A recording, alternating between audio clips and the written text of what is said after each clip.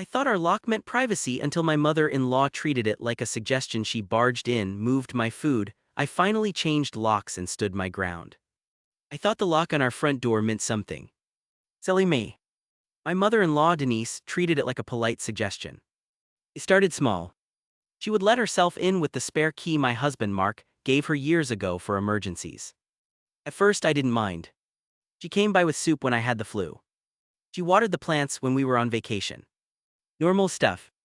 But then she started showing up whenever she wanted, even when we were home, even when I was in the shower, even when I was just trying to eat breakfast in my robe.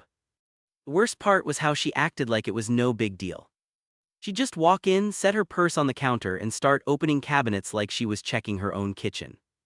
If I said anything, she would laugh and say, "Oh, don't be silly, I'm family." Family. That word got thrown at me every time she crossed a line.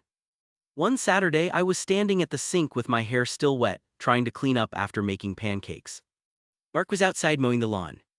I heard the front door open, then the familiar click of heels on our wood floor. Denise walked in without knocking, carrying 3 shopping bags.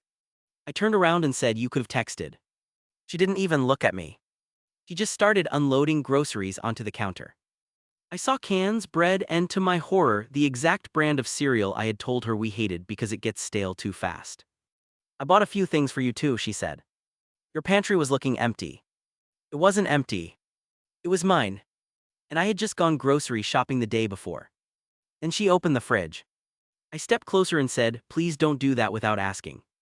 She finally looked at me, and her face went all tight and offended. "Well, I never. I'm only helping." Helping meant she moved my leftovers to the back so hers would fit in front. Helping meant she tossed out my yogurt because the date was close, even though it was still fine. Helping meant she rearranged my spice rack because, in her words, the labels faced the wrong way. I had that hot feeling in my chest, the one that makes your ears ring. I could hear the lawnmower outside, cheerful and stupid, while I stood there watching her claim my kitchen inch by inch. When Mark came in, I asked him to tell her to stop coming over unannounced. He rubbed the back of his neck and said, "Mom's just used to being involved." Involved? She was in my closets. The final straw came the next week. I was working from home and had a huge video meeting with my boss. I set up in the dining room, put on a nice shirt, and pushed my messy hair into a clip. I told Mark, "Please make sure no one comes by." He said he understood. At 10:15, right in the middle of my presentation, the front door opened. Denise walked in with her own coffee mug, talking loudly on her phone. She didn't see me at first because my back was to the hall. Then she said, "Oh good, you're home. I brought curtains. These will look much better." My boss stopped talking. Everyone on the call went silent. I could feel my face burning. Denise stood there in the doorway, smiling like she was doing me a favor, while my coworkers stared at my screen. I muted my mic and said through clenched teeth, "Get out." She blinked. "Excuse me." "Get out of my house, Denise. Right now." She made this shocked little laugh and said, "You don't talk to me that way." I stood up so fast my chair scraped the floor. The sound was so loud it made her flinch. I pointed at the door and said, "You keep coming in here like you own this place. You touch my things, you move my food, you open my door whenever you feel like it. I'm done." She looked ready to cry, but I didn't care anymore. Years of little digs and fake smiles came pouring out of me. I told her she was not helping, she was invading. I told her if she wanted to visit, she could knock like everybody else. I told her the spare key was gone. That got Mark's attention real fast. He had walked in from the garage and stood behind her, looking pale. He heard the whole thing. For once, he didn't try to smooth it over. He held out his hand and said, "Mom, give me the key." Denise stared at him like he had slapped her.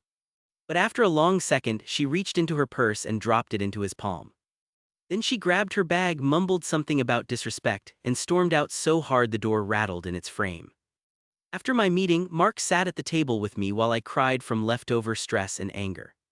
Not because I felt bad about what I said. Because I was shaking after holding it in for so long. He apologized. Really apologized. He said he should have shut it down the first time, not waited until I broke. That night he changed the locks. The next day he texted his mom one simple rule. Call first, wait for an answer, or don't come over. She hated it. She called us cold. She said I turned her son against her.